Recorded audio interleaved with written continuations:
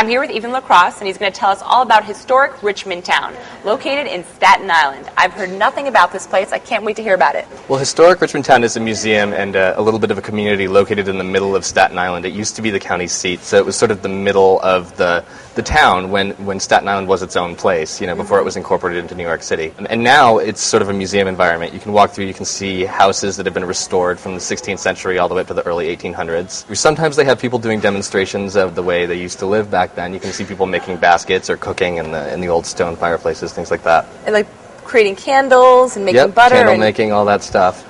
So who are these people who are doing the demonstrations and the recreations? Well, some of them are volunteers, some of them are people who work there. They're just enthusiasts, people who really know a lot about the history of New York City and can demonstrate it. They've been trained. Yeah, it sounds like it's great for kids. How about for adults? It is good for kids and adults. I think anyone interested in New York City history will find it really fascinating to see the different types of people who lived here 100, 200 years ago, because unlike a lot of historic houses, which are wealthy people's homes, this one you see working class people, you see slave quarters, you see wealthy people's homes, you see all sorts of different things. So it's good to see the diversity of people living in New York City, 200 years ago. If you're not going to see the demonstrations, though, what else is available?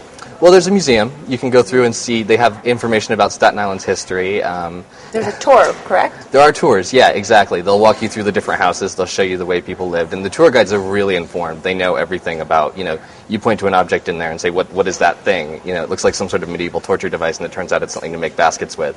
So it's great to have them because they're really smart and they're really well informed about the place. And if I'm a mom with her kids, can I eat there?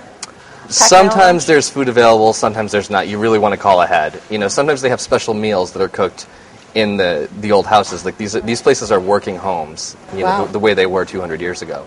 So I call ahead and I find out if there's a demonstration? Is that Exactly. what I have to do? It's a ferry ride and then a bus ride. So if you're going by public transportation, if you take the ferry and the bus, it's about an hour, just from the bottom of Manhattan. So it's sort of a full day trip that you're committing to when you decide to go there. How long does it take to kind of survey the whole place? Well, it depends. The tours take about an hour, a little more.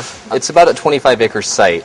So if you're walking through it yourself, just looking at the exteriors of the homes, that probably takes an hour on its own. So what does it cost to take the tours and see the demonstrations? It's $5 and $3.50 for kids. Is it open year-round? It is open year-round. Ethan, thanks so much for the information. Sounds like a place that I think a lot of New Yorkers probably haven't heard about. Go visit historic Richmond Town. To order your own weekly copy of Time Out New York magazine, call 1-866-929-1112. And always stay one step ahead.